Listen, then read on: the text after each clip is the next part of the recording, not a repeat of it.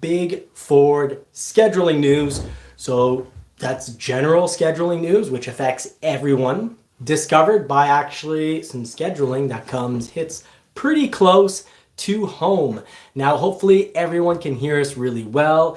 If ever you can't hear us or we cut off, we lose the internet, let Marie know in the comment section. So the comment section is definitely there for that. Now let's just talk about the structure of the show this evening, because first of all, we're going to be covering big scheduling news. Then we're going to be talking about Maverick and other model scheduling. So we'll get specific down to certain models. We're going to be talking about the Lightning, and we're going to be talking about Don't Be Fooled reviews. And if there's time, well, we've got a new TV set up, so we can actually flash a few photos to share a little bit of all over the Ford news that's going on right now. So let's just put the pedal to the metal, get started right up. Also, I don't want to forget, I do actually have scheduling news from this week. So we've got huge scheduling news and particular scheduling news to this week. But the big scheduling news actually affects everyone, no matter what Ford model you've ordered. And I would have never thought this. Huge surprise, completely caught us off guard, and you'll understand why in just a moment. So pedal to the metal, right down to it. Marie, do you want to mention what has happened with our Lightning order? Yes, you received the confirmation. It was on which date? I don't remember on which date. Friday? Friday. Yep. Friday. He has the confirmation that the Lightning will be produced in November, end of November. So that's a great news. Yeah, it's Andy Ackerman. Thank you so much. Dave says you should, and now it's hey Dave. Oh my goodness, Dave. You put in all your work on your channel, so don't be sending money to our channel. But that's very kind of you.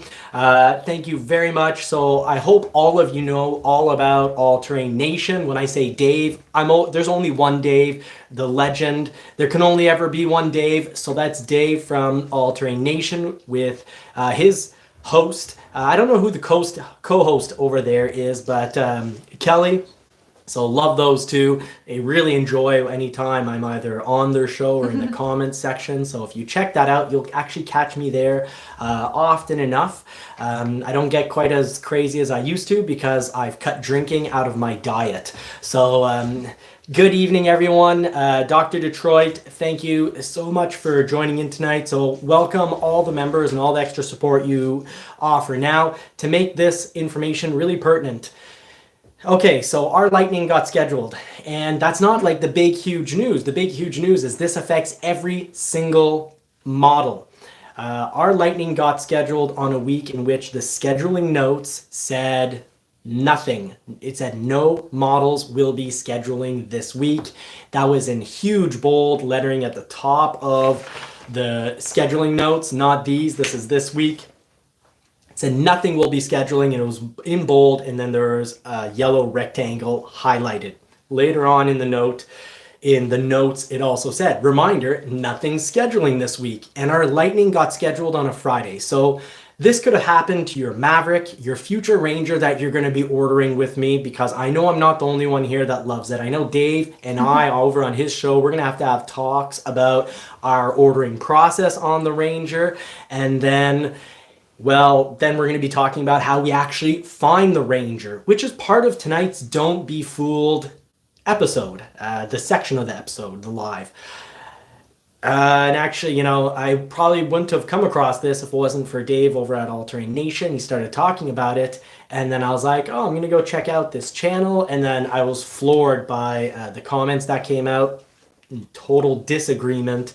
And I want to talk about that. And it's, anyways, often enough, someone says something on YouTube, and when it's major channels, it bothers me. Little channels, they can make mistakes. They're little channels. They're not getting paid the big bucks. So basically the Lightning, you can get scheduled. Our Lightning got scheduled when it's not supposed to. And what does that really mean? It means you could get scheduled at any time, which is weird. I know I've messed up because for the last since I've had this channel going, I've been saying, hey, this week, these things are scheduling, these models are scheduling, so you can go ahead and check your emails. And if you're a priority 10 to priority 19, that meant you checked your emails on Thursday and then again on Friday, just because sometimes, oddly, even end of day Thursday, you check, you don't have a VIN and you don't have a build date, but then poof, Friday morning or Friday afternoon, it shows up. It's actually supposed to be Thursday, but I've seen enough pop up on a Friday. What's weird is when your model's not scheduling, what have I always said? Hey everyone, relax. Don't check your email every 5 minutes. For me, I have access to the internal system, which means,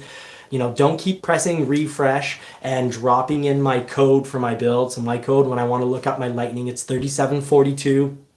Put that in. Oddly, the Lightning, the entire model doesn't, most models go by a letter, 2 numbers, and another letter. So often, a lot of dealerships do this. The salesman's first name, the number, if they're following a logical process that's easy to follow, put, you know, your first order of the year, or, you know, when you can start back at 01 again, you have 01 all the way to 99. And then, you know, if you've got a salesman that has, you know, more than one name, because here in Quebec, that happens pretty often, that people have conjoined names, well, then you switch it over to their second name or their middle name if you're out in the States. But oddly, I got built on a week where nothing was supposed to happen. So oddly, keep an eye open on it, on things, and it can have major effects, because the week before, right when I was deciding to buy the Raptor, I was like, okay, well, looks like next week there's no scheduling. So if there's no scheduling next week, and I thought Canada seems to be a little slower on distributing those dates, because we got scheduled for the 26th of November. And most models at Ford, a lot of them are into December. So I was like, well, what are we going to be scheduled end of December, after January? And then just to give you all a heads up of how the process works, you get scheduled, and as we all know, you can get pushed back. You can get pushed back 3. The most I've ever seen are 4 pushbacks on build dates. So sometimes they push you back by a week, or often we can suspect that there's maybe a recall coming up or something that needs to be corrected over at the factory, when a whole bunch of people get scheduled back 1, 2, or 3 months. If your build gets pushed back by 3 months, you can almost guarantee there's either a supplier issue or there is an issue going down with something that needs to get fixed. Like, you know, for example, the hybrids that don't start and they need a wire. If I recall correctly, it's the wire to the 12 volt. So there's also been, of course, the Maverick has had, you know, the gas tank issue on the all-wheel drive. And I'm going to be talking about vehicles that have just came in recently. I am keeping on scheduling, so that's point 2 or chapter 2 of this live stream. But I did want to point out that you do kind of need to keep an eye. I guess I'm telling you all to not be quite as obsessive as me, as I'm in that system. Personal reasons, you know, once to twice a day, because I've got a few vehicles on order. Marie, her Maverick, still no build date, which is wild. And I'm jealous of you. And I've always given her heck for not switching to an EcoBoost and keeping the Lux package. And the Lux package is actually, it can be worse than I've said in the past, because generally in the past I said, well, if you're an EcoBoost and you're Lux, it's not that bad. Well, actually, it can be pretty horrible. And I'll give you some exact dates. Marie, how about Marie gives you those exact dates coming up when we cross the different models. But that covers all our current model news. Speaking about your Lightning, Dr. Detroit said here that a production manager told me they switched production at plans to build more F-150s. So that makes sense to me. Oh, cool. So maybe it's because of that they changed their minds. Well, mine's getting built, though, at the Rouge plant. Now, I think, Dr. Detroit, are you talking just about F-150s in general? And if so, gasoline? Because I was still under the impression that at the Rouge plant, that's the only place for now where Lightnings are going to get built. And then in 2025, when the mega complex Ford Blue Oval City opens up, 6 square miles, that's creating 11,000 jobs. It's actually 2 sites for the total of 11,000 jobs. The main site, I think, is 6,500 jobs. So yay to Ford. Round of applause for keeping jobs here in North America. And of course, you know, I say that as That's so important. A 3/4 Canadian, wishful American, but United States, Canada, and Mexico, we have the North American Trade Agreement to actually try to be competitive with, you know, the Asian market that works pretty hard and works well together, as well as, of course, the European Union. So moving on, thank you for bringing that up, honey.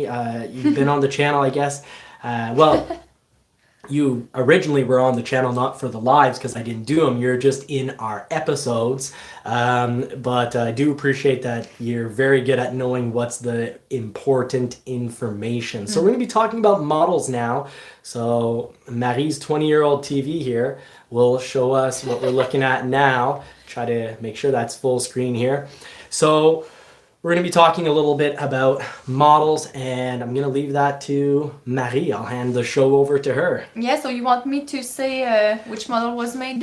Yeah, so we're going to be talking about a few models. We're going to be talking Bronco. There'll be Bronco, don't be fooled at the end. So we're going to talk Bronco. We're going to talk as well Just to give you some ideas. Mach-E. We've already talked Lightning. Maybe drop a little bit more Lightning information. And of course, Maverick. So Maverick is coming up. Yeah, so at our local dealership, we see a Sasquatch Black Diamond that was ordered on July 12, 2022.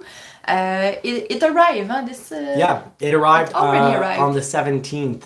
So I just want to point out that, you know, from the very beginning, I've always said it's so important to look at the dealership you're ordering from. And the big question has always been, where am I on your list? Roughly how many do you get per month?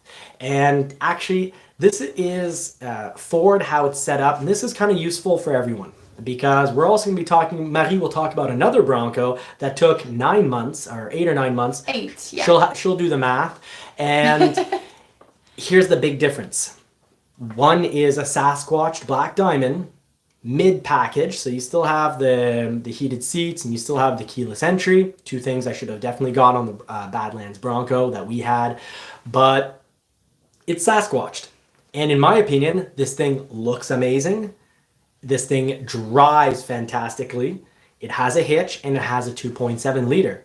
It's a dream machine. Now, it's inventory, meaning this, you know, does go ahead and show that the real blockage are the big, huge blockages for wild track. There's always going to be, for now, there's still a big blockage on 2 doors.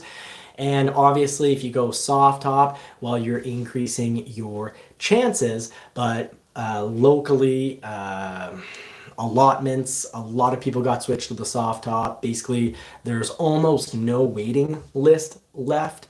And the waiting list, you could say, is when someone wants a wild track. So that I find is actually pretty big information, pretty useful. So basically, if you're in the market for a Bronco, first find a dealership where you're not number 500 at a dealership that's receiving 100 or 150 per year, or worse, 50, and they're at 500. Major problems. You'll but never things, have it. well, things. Ford, and I have specific episodes about this, but Ford is actually going to be distributing more to those dealerships because of, I think I called the video allotment or distribution. And anyways, it's this system that is going to be more effective called turn and earn. Basically, you receive vehicles and the faster you turn them, meaning the faster you actually deliver them, the more vehicles you're going to get, which is great because it encourages dealerships to not have, when a client's reservation shows up, you're not going to tell them, well, you could if you're, haven't thought things through. If you're a little dim-witted, you're going to say, well, you want your Bronco, you're going to have to pay $10,000 more for your own order. Well, that thing's going to sit there. And when that thing sits there, they should know very well that they're shooting themselves in the foot. Maybe they're going to make some more money now, but they're going to make a whole lot less money later on. So Ford is working on reining in those bad dealers. So let's talk about, how about we talk about the Maverick? We'll go out of order. Yeah, but just before, Overlanding for Fun says that this one is not Oh no, it's worse. I Thank you so much. We have a little bit trouble with the decoration tonight. Well, oddly, I can actually measure things out, but it also depends on the angle of the camera, and the angle of the camera, that's a whole different story. And thank you, Overlanding for fun. Sorry to you write it in French. Yeah, Overlanding for fun. Your decal's right there. So, Overlanding for fun. If you all want to check out his channel, Tim is a jolly man and has a wicked sense of humor. So I do enjoy. I enjoy meeting up with him on All Terrain Nation when we kind of do like a group live. So they're all really good people. Everybody And, speaks French now in the Everyone's chat. speaking French. Thank That's you, impressive, my Tim. friends. It's for me. So let's talk about that Maverick. Yeah, we'll come back. No, it's not the Maverick. We need to talk about the Bronco Wild Track first. Fair enough. I took my photos out of order, so we'll get the Wild Track right there. Come back to So that's a the soft right top, order. right? So soft top, faster. Yeah, and this one was ordered on February 22nd, 2022, and it just arrived today. Yeah, so it just arrived. 8 months. You can see it's got the transport sticker still on it, the transport writing on it. It just arrived. 8 months at a dealership in which, you can get Broncos in within 3 months. So what's going on? It's a Wild Track. Wild Track can be built at 21%. So of all the Broncos that get built, including 2-door and 4-door, only 21% can be Wild Track. And everyone, and I'm generalizing, the vast majority of people want the bad A Bronco. They want the baddest version, so they go Wild Track. And we need to remember that you can throw on Sasquatch in a 2.7 liter on every model. And I'm going to get to later on when we talk about Don't Be Fooled. There's been some bad mouthing of the 2.7 liter Bronco as if it's slow and a whole lot more. And we're going to be talking about that because that's part of the Don't Be Fooled section. 2.7 liter is quite fast. We're going to compare it to we'll talk a little bit about our F-150 Raptor and share really upfront, honest, and I think after owning 70 some vehicles and driving hundreds of vehicles, everyone has a bias, but I'd say mine nonetheless is my bias basically makes it so I'm a little more tolerant to vehicle errors from a brand I really like. So, our Raptor, now for the second time, shut off on her. The auto start-stop shuts off and then doesn't start up. So today, stuck in traffic. Last week, rolled down a hill. I look like a crazy still had old brakes. lady Yeah. with a brand new car. Rolling down the hill like this. And so slowly. yeah, so my bias is that I'll tolerate that. If I was just experimenting with, let's say, a Ram 1500, it'd probably be the last Ram I'd ever own. My bias would say, oh, ABCs. I know my ABCs about mechanics, anything but Chrysler, and that would be my bias. And of course, I'd rein that in with, trying to balance out, okay, well, what problems have I had with other vehicles? What's the mileage at? Is this reasonable? What was its, previous life and whatnot? But we all have biases, but there's a certain limit to, what I will find reasonable for biases. And I know already that All Terrain Nation knows what I'm talking about. Every member who's here this evening knows exactly what I'm talking about because I went out on a full-out rant, a mad rant last night. Thankfully, I got all that bad energy out so that I don't lose it on tonight's show in front of, who knows, maybe 1,000 people by the time this video gets out, or maybe 20,000, or who knows. My videos are all over the place. So let's finally get to the Maverick because that's 90% of our subscribers, and I think we gotta say it. Just to summarize the Bronco, you can add 2.7 liter and Sasquatch to everything. Dealerships, some dealerships that have even dealerships with huge lists, but pretty much the entire list is, it gets to unbuildable because it's the dealership's turn. But let's say the dealership gets 20 for the next 3-month period, 2 or 3 month period. Well, if they get 20 and the first 14 take up those rare builds like the Wild Tracks, well, that means the last 6, or who knows, maybe even the last 10 or 12. could be unbuildable based on their list. That's when a dealership is going to get inventory, and it's going to be up to that dealership to turn and earn. So, get it on the lot, get it off the lot as soon as possible.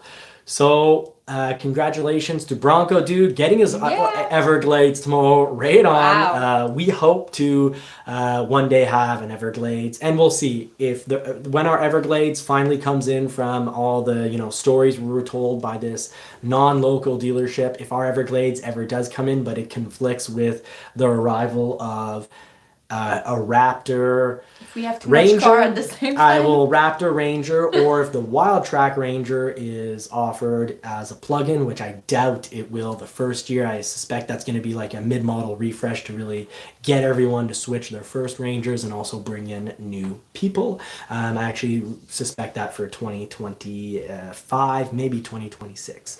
So let's talk about that Maverick. I'll go find it while you talk about it, Maggie. I'm jealous. So it's a Lux package Maverick all-wheel drive. So it's an EcoBoost. It's not like it's an hybrid like mine, but it was ordered on September 2022 of last year. So 2021. September 22nd. Sorry, I was all mixed up. So it's in today. Yeah. It's in today, so 13 months. 13 months. Wait. Yeah, basically 13 months and 2 days. So September 22nd, 2021, 13 months. And I know from the beginning of the whole Maverick, bit of a fair but fiasco. The whole ordering process has been really lengthy. It's been a little complicated, and it's been heavily constrained. But I've always said, hey, go Maverick, even if you have luxury package. And I've seen a lot of Mavericks with luxury package generally did only add 2 to 3 months. So it wasn't a big deal.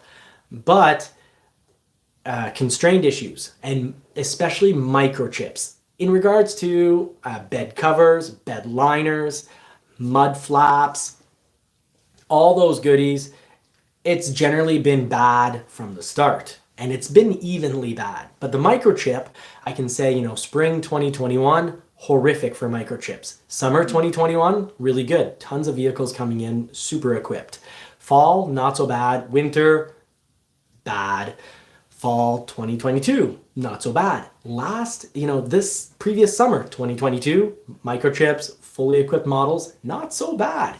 And now, not so good. And we see it, Ford, we'll talk about it from the scheduling notes so that you're aware if you're waiting on an F-150, for example. But I say this often, when I saw it on the 250, I said, hey, the advanced security pack removal is occurring on the 250. I explain what it is, and I say, just keep this in mind. This shows how badly constrained the microchips are. And when they remove heated steering wheel and heated exterior mirrors on an F-150, I'm like, hey, keep this in mind for all models. This shows how bad the situation is. So the situation is bad, but it's ebbed and flowed, and it's been not so bad and even goodish at times, usually for about a month or two. So June, July, lots of models coming in quite equipped, and that they're actually built 1-2 months earlier. Keep that in mind. Sometimes 3, because they're stuck in transport for 2 months. Basically, the transport itself moves across, 5 to 7 days. But then sometimes they get stuck at a particular destination along the way, like a rail yard. They can get stuck there for 2 months. And I've seen that a lot. So do keep that in mind. Like our Lightning, if it gets built November 26th, if it doesn't get pushed back, well, it's going to be ready for transport about 4 or 5 days later. Let's say 5 days, 7 days of transport. Theoretically, we could expect that for as early as December 15th. And it can also arrive in Montreal December 15th, and it could be there until February 15th. So we'll have to wait and see. And I do know the particular Lightning, it actually has been stuck for 8 weeks. So I'm not just shooting numbers out of, hot air. I'm talking about, factual things based on data. So yeah, all-wheel drive EcoBoost, luxury package. We're back to constraints being pretty bad for microchips because that thing took 13 months. So I just want to throw that out there. I find that's really interesting Maverick information. Don't forget anything that has plastic in it. There is, low plastic, anything. So the bed liners, the spray and bed liner, horrific. Bed covers. Still people, I get them asking me questions. Hey, I ordered this. How long do you think it'll take about? And my answer is, well, probably quite a while because you have a hard bed cover on it. So yeah, I'm repeating myself, but very important. So yeah, how about we talk a little bit more about microchips. So Marie, About the Mach-E, huh? You want to speak? yeah, we will talk about the Mach-E. That's right. I said I'd do all the models, then move on. So going to the Mach-E, switch over to the picture here. Yeah, the Mach-E Premium, this one was ordered on May 10th, 2022 and arrived on October 17th. So not that long for an electric car. Yeah, and what's going on there? Well, what's going on is demand is extremely high on the Select model and not so high on the Premium. So even though the Premium has more microchips, this went relatively quick. So May to October, all of this year. So you order up a Premium, 6 months. it's probably going to show up pretty quickly, comparatively speaking, to a Select. And a Select, if your Select takes 10 to 14 months, that's still really fast for an electric vehicle when we are speaking comparatively, so amongst all manufacturers. Some electric vehicles at some places will take you 5 years. Some places will just be nice and say, we're not even going to take your pre-order. It's so far out, just forget about it. So I think when you're at 5 years, a good dealership should just say, well, forget about it. The only problem is, I think they should at least say, well, it's 5 years. Do you want to do a pre-order? But then check in with you before there's any chance of you getting scheduled so that you don't block someone else. Because you got to make sure is that person still going to take it. And that's exactly what Ford is doing this year. Good dealerships are having one heck of a time because they have to confirm and enroll all their orders. All the ones getting carried over, which will get us to a little bit of more Maverick news, but just quickly, I'll just say that the advanced security pack removal is now occurring on the F-150, just like it did on the two F-250. So due to global semiconductor shortage, customers taking delivery of a 2023 model year F-150 truck must be informed. So here I am, I'm informing you, little public service announcement that it will not be equipped with the advanced security pack, which provides vehicle inclination and intrusion sensors, and that's just not going to be available. So affected trucks remain equipped with parameter alarm, so that's good news. You still have your parameter alarm and security lock passive anti-theft system. A credit of $65, so no one's getting rich off this. And it's wild because the microchip issue is very serious when it affects Tremor, Lariat, King Ranch, Platinum, Limited, Raptor. That's a lot. That is a lot. Now, I want to also talk about quickly what's getting scheduled this week. I think that was the point 3 in my order of things. Let's just quickly double check here. Yeah.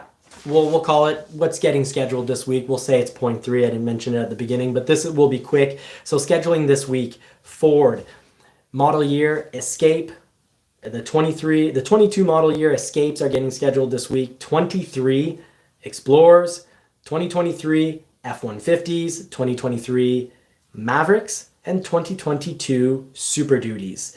And for Lincoln, the 2023 model year Aviator, as well as the 2022 model year Corsair. So everything else, not scheduling. If you're a priority 1 to 9, generally Ford gives out priority 1 or priority 2. Your dealership can give between 10 and 19, and they can give more than 19. If they give you 20, they're putting you down as inventory. That's no good. And if they give you 99, it means they're telling Ford, don't build this, but we want to put it in the system anyways. So just keep in mind, our Lightning was priority 1. I guess Ford decided to treat us because they saw that we could have had a 2022.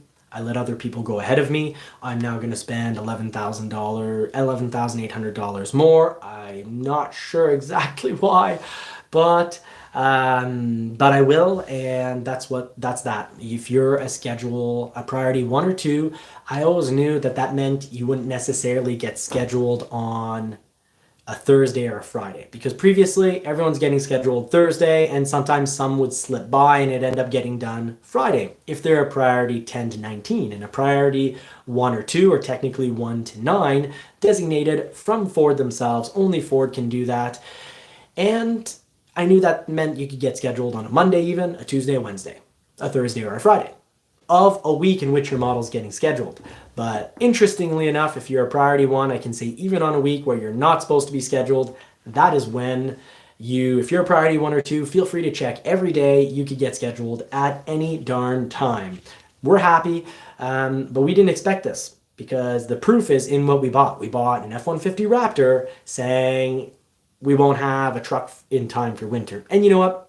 With the fact we could get pushed back, and with generally it being about 4 to 6 weeks to actually receive the vehicle because of transport delays, we're probably still needing the Raptor, but for like 1, maybe 2 months of winter, 3 months of winter at most. Basically in Canada, winter starts the 1st of December with usually 1 or 2 freak snowstorms in November that can actually be quite bad, because it'll either be ice or just random, a whole bunch of snow that won't stay for very long. Okay, so we've done scheduling for this week. That was a big, important part of the show. And now we will go over to, I had one last thing I want to cover on the Maverick. Yeah, what's new about the Maverick? What's new about the Maverick is that I'm surprised by this news.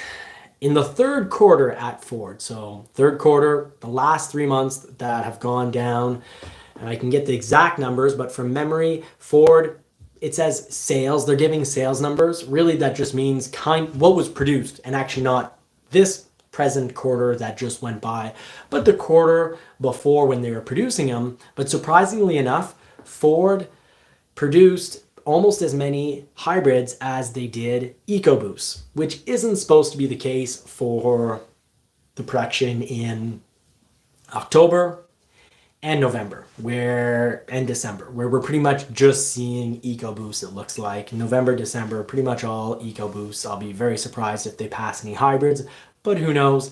Plans can change, things can change. But what's cool to know is not in the 3-month period that just went by now, but the 3 months before that, Ford was building as many hybrids as they were EcoBoosts. And that's pretty cool, because actually over the course of the year, the split has almost been 50-50. So surprisingly enough, the split thus far has been Meanstroke, John B. Meanstroke. Thank you so much for pointing out. Yeah. Production this year in the Maverick has basically been 50-50 between EcoBoost and hybrid. Mind you, the end of the year, they're just pumping out EcoBoost. For me, tall tale sign that we're kind of back at the original problems of getting batteries. And on final-ish Maverick news, because sometimes things just pop into my head. But on final Maverick news, I just want to point out that production has now been pushed back 1 week. So 2023 production that we expected to start November 16th after 2 days of, non-production at the factory. They're still working. They're getting the machines and everything just right, adapted for the 23 model year. Making sure when they build an XL that it'll have cruise control. Really cool. Thank you, Ford. And it's now November 23rd, so production has been pushed back 1 week. A lot of people are taking this as really bad news, because they're like, oh geez, they're having to push things back, as if there wasn't going to be any building getting done for a week. No, they're still going to be building Mavericks at the factory for an extra week, but they're building for an extra week 2022 Mavericks. So not horrible news at all, and it means more people will have 22 model year Mavericks, simply put. I know if I had an XL, I'd be gunning to get a 23 to have that cruise control. That's just me.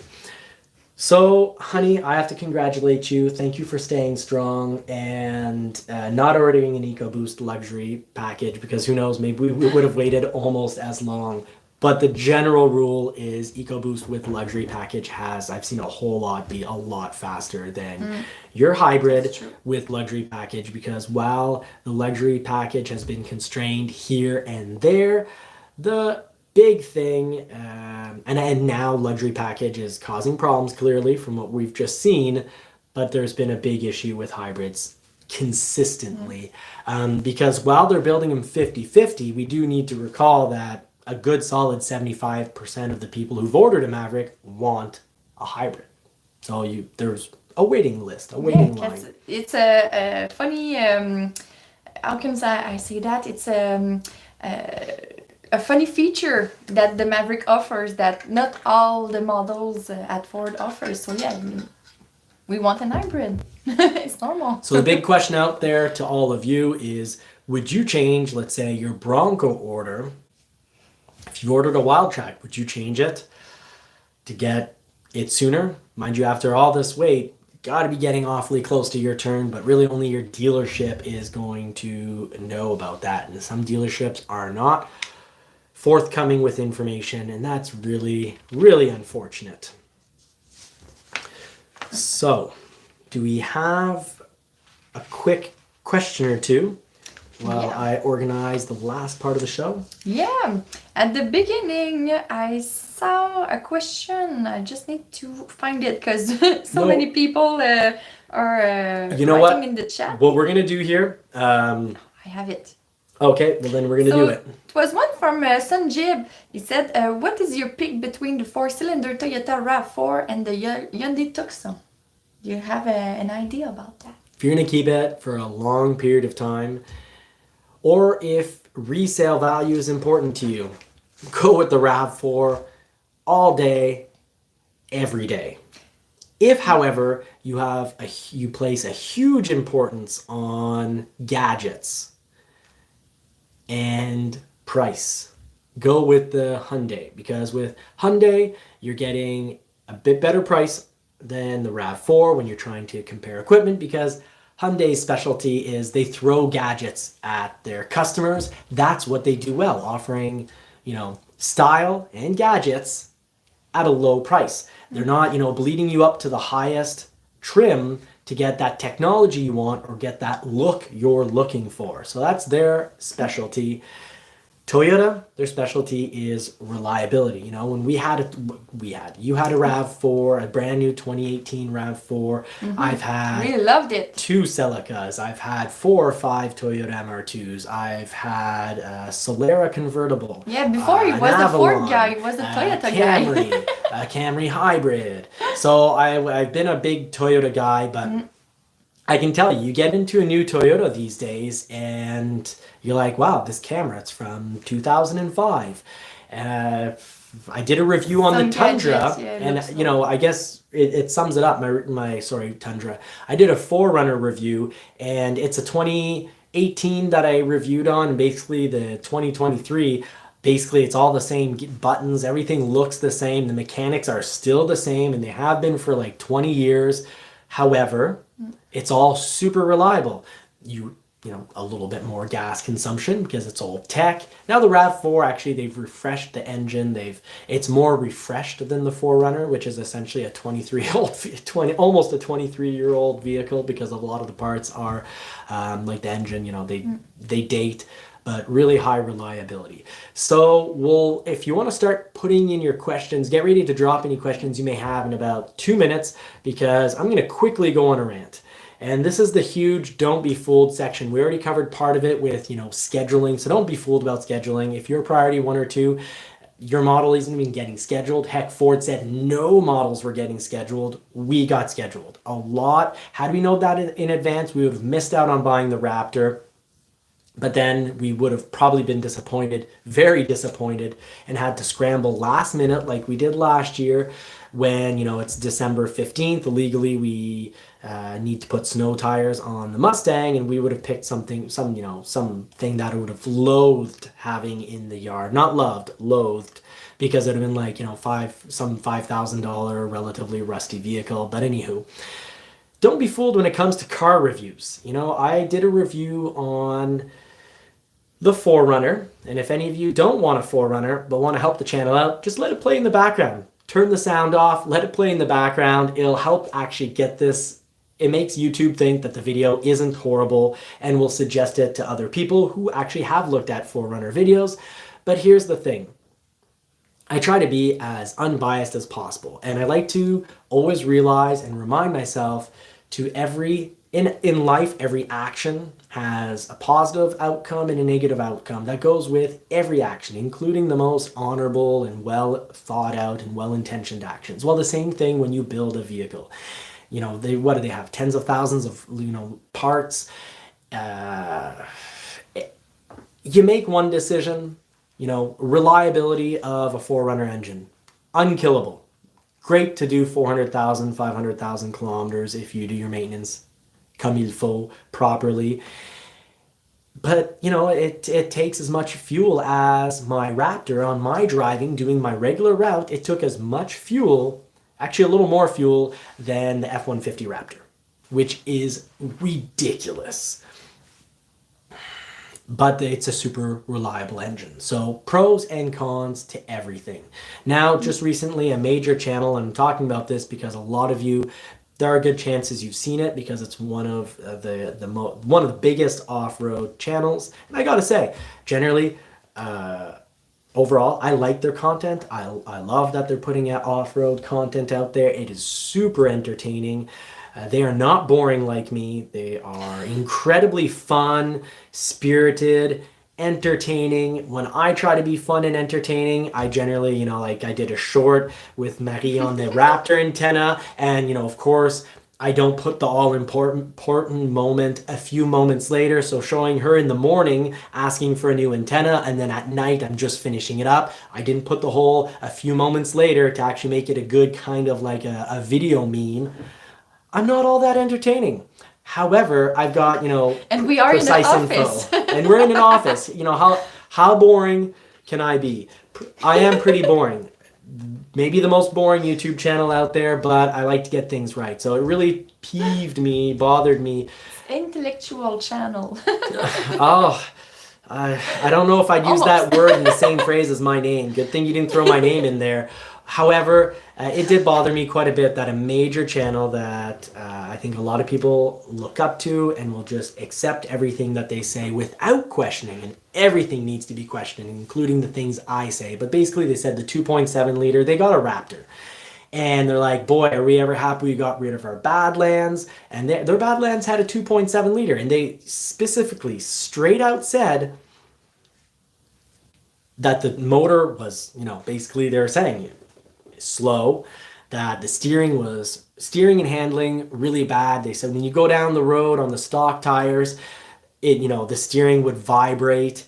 And maybe it happened just on theirs because it's a freak incident where they had a bad tire, or a freak situation where the factory didn't balance the tires and then the dealership didn't do a pre-delivery inspection, in which case they would have caught this and then properly balanced the tires. But they're, promoting, saying, we bought these tires that happened to be, probably their sponsor, and, then everything was fixed even without balancing them. That's ridiculous. And maybe it happened just on theirs, but then it's important to give a disclaimer. Hey, this probably won't happen on yours. This maybe happens on one out of every 100,000 builds. Marie, They are not all the same. you tell us. Mm-hmm. We have a Raptor F-150. We've had a lot of powerful vehicles. We still own our F-2022 Ford Mustang GT convertible. It's like our 10th Mustang. We've had 4-cylinder Mustangs, 6-cylinder Mustangs, a slew of GTs, I think 6 GTs, 5. I think we've passed 10 Mustangs. Anyway, we've had a lot of powerful vehicles. It's hard to know. How's the Bronco? Switch too much. How's the Bronco engine? That goes so great. That's my favorite car that we have. And you had so much car. Oh, so you prefer it over the Raptor? I'm not. It's a tough question again. We'll go through all the aspects. But I think I have it just a little bit more. I'm still stuck with the Bronco. Which feels peppier? Because you know what? But hold on, which feels peppier? Peppier. You need faster. Faster? Does the Bronco feel faster or the Raptor? The Raptor has 450 horsepower and 510 pound-feet of torque. Both of them are so fast when you put the gas pedal, but I guess it's the Bronco because maybe it's because of the weight. Yeah, I think the weight helps. That's the feeling I have. Maybe the gearing as well, and I put the Raptor even in sport mode. And while the Raptor on paper, 5.5 seconds to 60 miles per hour, the 2.7 liter Bronco, someone in the group here, obviously, M. Peugeot, Dave, Overlanding for Fun, they all know, which we're going to wrap up the show soon because Dave's starting his Bronco live shortly, but at 9. But the 2.7 liters felt faster. And of course, when you have turbos, your programming is very important because if you have that power turn on earlier, you feel like it's peppier, it's faster. How is, they said that the steering was, shaky. Shaking? How have you felt about the drive? You drove a lot when we went down to Florida. It went so well, and at the same time, when we drove at the off-rodeo, it was not our Bronco, but there was so much rock and it wasn't flat ground. It went so well. Sometimes it could shake if you took a rock and you need to climb on it. So for sure, the car needs to go on that direction. Yeah, you feel the road, which is important. If you drive over a rock and then slide off a rock and feel nothing, you've got a real problem on your hands. But your daily drive, it feels, we talked about this in our members live last night. It feels great. Yeah. It's one of our favorite drives out of any vehicle we've ever driven and owned. Absolutely love the drive on the Bronco. And, I was surprised from this channel because generally they're big Jeep fans, and that's really cool. Jeep has a ton of positive points to it. We almost bought a 2-door Rubicon. We almost bought a Gladiator, and we almost bought a 4-door Rubicon. What kept us every time from buying the vehicle? You always said, "Oh yeah, buy it." Oh, because of the comfort. It's wild to have people saying, a group saying that the stock Badlands Bronco, and I believe theirs was Sasquatched, and whether it was Sasquatched or not, you're still getting the Sasquatch suspension on a Badlands. They're saying that it just drives really badly, and that they really were really happy they got rid of it because it was bad. And this is rough because what's the overall image this gives? Basically, if you don't buy a Raptor Bronco, your Bronco is horrible. Because basically they were saying, I think they even used the word horrible a few times. And the Raptor Bronco, one, it is unbuyable. So basically you're just telling everyone, oh yeah, here's this amazing Ford Bronco, it's the Raptor, and then playing innocent. What's going to happen? People are going to rush to dealerships, be told you want one, 3 years, 4 years. At my local dealership that has basically no line for a Bronco, you want a Raptor, you're on year 3 or 4. Actually, year 4, I believe, by now. Hey, Harold. So basically what the outcome of what they're saying is, oh, it looks innocent. Oh, no, we're not anti-Ford. We're not biased because look, here's a Bronco that we do love. It's the Raptor. But the outcome is basically everyone that goes gets super disappointed. You can't have a Raptor Bronco. And then you're going to go buy a Jeep because you're not going to wait 4 years. Who's going to wait 4 years? So I really felt it was important to talk about this because it's a huge don't be fooled. The 2.7 liter, we've had a ton of vehicles. We both absolutely love the 2.7 liter V6 EcoBoost. I was talking with Dr. Detroit, one of the members last night in our members only live. Now he had a first edition 2.7 liter and he has a Raptor. And I hope he doesn't mind me talking about this, but Dr. Detroit was saying like, hey, it's hard to say which one is better. They're both, from my understanding, he was saying that they're both great. And he said straight out, the 2.7 liter is great. We think it's fantastic. It's one of my favorite engines, period. And it's odd because when you're generally a Jeep channel and you're saying the Bronco Badlands 2.7 liter, that the engine was like slow and bad, they own a V6 Jeep, and the V6 Jeep is, it's got, that is a really reliable engine. It has, like everything, pros and cons. So its real strong point is that engine, you can, go to heck and back. You can drive across the planet 3 times. And if you, maintain that engine well, it's going to last forever. Mind you, a lot of high mileage EcoBoost 3.5 liters are out there, and there will be a lot of high mileage 2.7 liters out there, and they will get up to high mileage if you are, religious when it comes, very structured when it does come to maintenance. But the Jeep is 6-cylinder, has positive points, it's reliable, but that engine is super slow. And I don't care about 0 to 60 mile per hour numbers. I'm talking about just when you press down on the pedal and nothing happens until 5,000 RPM. I call that, for me, my driver bias is I like torque as soon as I hit the pedal. I don't like, I despise turbo lag. If I can press down on the pedal and count to 3, I go, oh, bad turbo setup. If I press down, if it's a non-turbo, if it's a Jeep, and I press down on the pedal and not much happens for 3-4 seconds because it has to get to 5,000 RPM, well, my conclusion is also, well, and we nonetheless would have bought the Jeep because we're like, well, how often are we going to beat down on this Jeep? Really, when it came down to it, is vibration in the steering wheel over bumps. Quebec, we have the worst roads. Yeah, so tomorrow night, we're going to have a video and we're going to talk all about this at length. And even if you're part of the community and you want to support the channel, and even if you're not a Bronco fan and there's no chance you'll ever get a Bronco and you don't really care about the Bronco, you really want to help us out, make us smile, help feed a poodle, play the video in the background.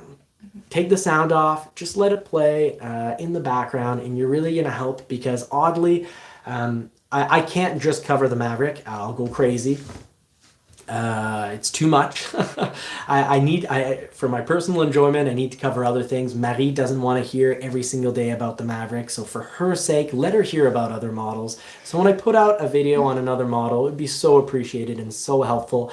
As a subscriber, just let it play in the background, even if it's not your thing, because then YouTube, it passes the algorithm test, and YouTube's going to go, hey, Johnny, JCCR subscribers watched this video at X percentage. It passes a certain threshold. Basically, 10% of my viewers need to watch a new video. Otherwise, YouTube will not offer it to anyone else out in YouTube world. The 1 billion plus watchers will never be offered my show, even if they're car fanatics like us, even if they're wild for a 4Runner video or a Bronco video. It just won't get out there. So if you really want to help us out, play it in the background, but we'll keep overall discussion for the Bronco in the video we do together. So we're doing a little review in tomorrow's video. We're going to be talking specifically about all points of the drive, bumps, corners, off-road. But generally, I just wanted to point out that the Bronco is an incredible machine. We love it. And some of the points, basically they said every part of the Badlands is horrible, but the seats, extremely comfortable. They said they're really bad, really uncomfortable, but then somehow the Raptor seats are, amazing. We have our F-150 Raptor, and the seats, oddly, it's not just me, right? Yeah, well, I'm on the fence. First who said yeah, I'm still on the fence. You prefer the Bronco seats over our F-150 Raptor. Yeah, it's more comfortable. I don't know, both of them are big, but the one in the Bronco, I feel like, how can I say that in English? It's not like, in the F-150, it's more like a banquet seat on a bus school. It's flat. Okay. So in the a Bronco, bus school. She means to say school bus. School bus, sorry. Bus school, it's cute. Let's all start calling it a bus school. Put the kids on the bus school. Yeah. So yeah, I feel more comfortable. The seat on the F-150 is wider, and here's one of those biases we need to realize: we're not the widest people, especially Marie. Marie is go like that. Yeah. So on the F-150, she may feel that the Bronco, Badlands, or an Outer Banks Sasquatch Bronco seat. So we've had both the marine grade vinyl and the leather seats. She prefers the marine grade vinyl. So we're not a channel that's just, we're not being paid by Ford. So we're not going to tell you have to go out and buy the most equipped model. for it to be good. We're definitely not paid by Jeep, so we're not going to tell you that, hey, only the most unattainable Ford model in the history of Ford models, the Bronco Raptor is the most unattainable model Ford has ever created. If you tell people that that's the only good model out there, you're essentially telling people don't ever buy a Ford, especially when you say that the rest is, that the other Bronco models are just junk. They're not. They're amazing. A base Bronco is incredible. The photo that I had up there of the Black Diamond Sasquatch, that's incredible. It's got incredibly comfortable seats. Marine grade vinyl is awesome. That's a build that should get built relatively quick. It's awesome. It's fantastic. And I actually suspect if ever I get around, I've been told I have a 3-year wait for the Porsche 911 GTS Cabriolet. Or Porsche, waiting 3 years on that. I suspect when I get that, if it still has the same power figures as my 22 Mustang, I'm going to say, hey, I prefer the Mustang 5-liter engine. More sound, and they're basically the same speed. So if they're basically the same speed and one sounds throaty and beastly and the other one doesn't quite sound as throaty and beastly, well, obviously I'm going to prefer the 5-liter. Where the Porsche might win out is now actually the GTS is a 6-cylinder with 2 turbos.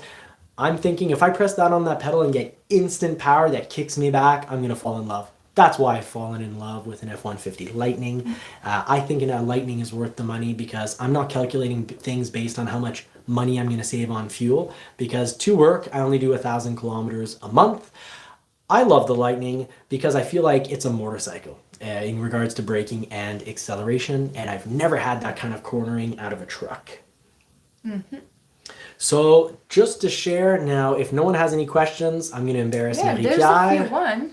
Oh, I can't embarrass But you? by the way, the WB says you need to speak about Chevy now.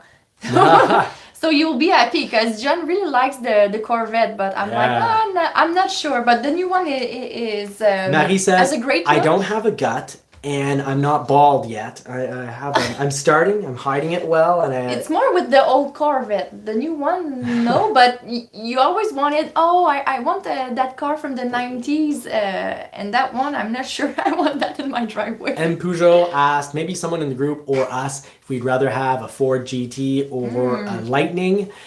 If they were the same price, I'd rather have a Ford GT. And I really think Ford needs to get out there and build a 2-seater sports car, not to make money, because the Corvette has almost been canceled a few times in its history. And at one point, it was getting canceled. It was in the plans.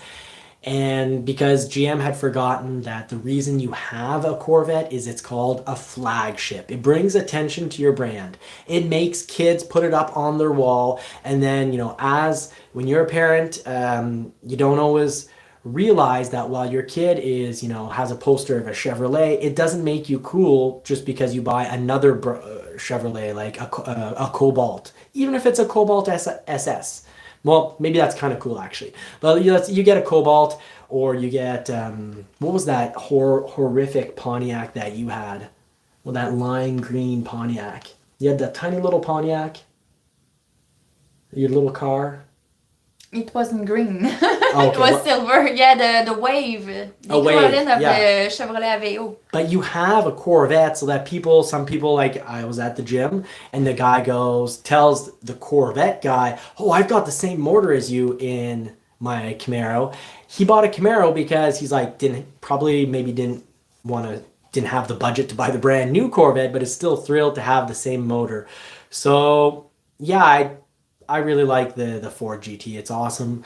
I would take that over the Lightning, but it's not the same price. So it costs way too much in my opinion. Ford needs to have a roughly $80,000 to max $120,000 Corvette competitor. Call it the Lightning, make it 2 doors, make it hydrogen or make it electric, but make it ridiculously fast like the Corvette, and you've got a winner. Not financially, it's a marketing winner. Your losses need to be put off into your marketing budget. Sort of like I suspect they're doing right now on the Mach-E. They're still building them, they're losing money. I highly suspect based on news sources and statements made to the news, like the Mach-E costing an extra $24,000 to build now. Pricing did not go up by $24,000. I would think that they're writing that off as marketing. And they're not putting any publicity on the vehicle, not surprisingly enough. So tomorrow night, if you want to help us out, join us on the premiere for Is the Bronco Enough? Models Compared. We will talk about a bit of F-150 Raptor experience compared to the Raptor, to the Bronco. Big, not a news flash. We love the Bronco, one of our favorite vehicles. And this is after a year. I usually start to not really like something after 3 months just because I'm tired of it. So, not tired. We've had a Bronco now for over a year. So just to let you know, the Bronco takes us to amazing places. It is a go everywhere vehicle. So we went on a little nature walk. Bronco took us on about 2.5 hours of back road driving. We want to thoroughly try that out so that we can thoroughly say whether the Bronco shakes. And Peugeot, thank you very much. Very kind of you. Yeah, thank you so much. We're thinking of you because you're always dropping jokes on our channel, and we're out in the back roads driving on 2-inch all the way to 6-inch deep holes. And usually when you have one, you never have one often. It was like a cluster of, 20 feet by 40 feet, a nice huge square of these bad bumps. And even then, the steering wheel, you still felt the road, but it wasn't being forced left or forced right, like a Jeep. Mind you, a Jeep, super solid front axle, unbreakable. You're not breaking anything on that front suspension. But it's bad, almost feels dangerous feels not dangerous, because while the vehicle veers left and right, you got the steering wheel to bring those wild horses under rain. But we thoroughly tested our Bronco and tried to reproduce some of the things that were said on this channel about how the Badlands Bronco was horrible, and it's just not the case. So we've got that video coming up. So it brought us to middle of kind of nowhere, and we're like, hey, let's go for a nature walk. So we had quite a bit of fun. Glacier lakes, by the way, do not support fish life because the water is too acidic, but lots of ducks. Love the Bronco off-road. Yeah, and Peugeot loves his Bronco off-road as well. And the general consensus is that this was the first time I've ever heard anyone say that the Bronco, the 2.7 liter being slow. I'd never heard that before. The suspension being awful or the seat uncomfortable. Never had heard any of those things. So if you're following up on the TV up there, just want to share that we wish you all, of course, always happy Sundays. They're family days, and we hope you get to spend them with friends or family. And I dream of a world where we go back to something that used to occur in Quebec in the 1950s. It was, kind of sacrilegious to have a business open on Sundays. And people used to have time off together. Everyone had their common Sunday, and families were able to get together. And now families can't get together because someone or a bunch of people are getting stuck working on a Sunday. And I think that's something we need to get back to.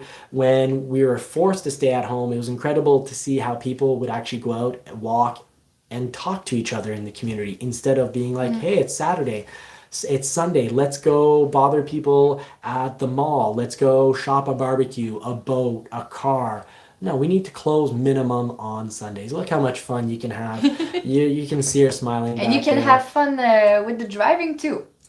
And being that, in our area, my local dealership respects the weekend. They say, and a lot of recreational vehicle places in our area also will say, you need at least Sunday off. You need to actually get to play with your four-wheeler. You need to go out and play with your boat.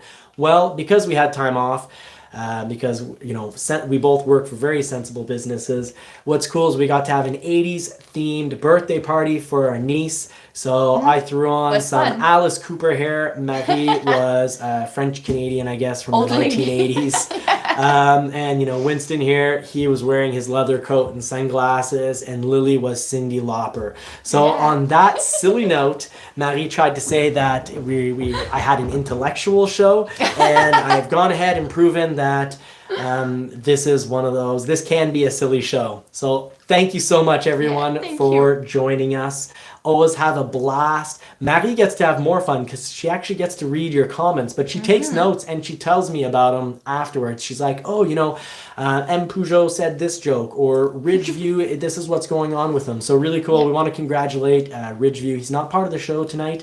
He's our moderator, one of our moderators, but he's actually in Kansas, which means I'm pretty positive that means he's picking up his Maverick. So I hope he gets to see this on the replay. I know he always watches to the end and comments finisher, but congratulations, Ridgeview. Both your kids, I believe, have a Maverick, and I'm really happy that you're getting to hang out with Tim Bartz. So just a reminder to everyone in the community, Tim's live show is on Tuesday nights. We've got Dave from All Terrain Nation every Monday night, starting up soon for Bronco Talk. I think Monday nights he reserves for Broncos, but his content is fantastic, whether he's covering the Bronco, and actually he experiments. He's braver than I am. I fear the algorithm, so I've kind of getting, you know, I'm always worried to do anything other than Maverick, but he covers all sorts of models. So they're good guys, and they're good channels to watch. So yeah, Tim Bartz, by the way, that's on Long MacArthur. You should be able to find it just typing in Tim Bartz, but if you don't, just put in Long MacArthur. So Long MacArthur. So thank you all for typing in finisher. Thank you, Bronco Dude. Thank you, members, for your added support. We've now like Linnea Paulson, thank you so much for your membership. Dirk Connor, also a member. Really appreciate all the assistance because that helps me feel a little less bad when I break something, which is usually once per month. So I'll have to at some point do a collab or put all the pictures of the things I've broken over the course of the year and say, hey team, JCCR community, look at everything we broke this year. Thank you for the tips tonight. Very generous. All Terrain Nation and M. Peugeot, very, very kind. And John B. Meanstroke, finisher, thank you for commenting. Thank you for being a member. Take care, everyone. Bless you all. We wish you all more cars and more power, and hope this does help get you your vehicle sooner. Tim, right on, my friend. Thank you so much. Just finished plugging, reminding everyone over here on JCCR community to join you on Tuesday nights. We love your channel and look forward to chatting with everyone Tuesday nights on Tim's show. Take care, everyone. We're going to figure out how to turn this off now. Have a good night.